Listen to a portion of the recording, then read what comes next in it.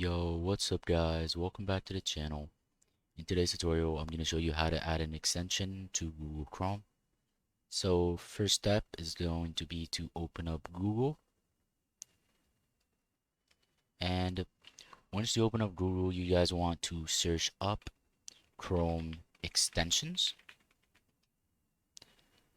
And it's going to be the one that says Chrome Web Store. Right here, the second option for me. And you want to click that. And now you're going to be here. And you can choose any extension that you guys want. For example, let's say I want to download Honey. So I click on Honey, which is right here.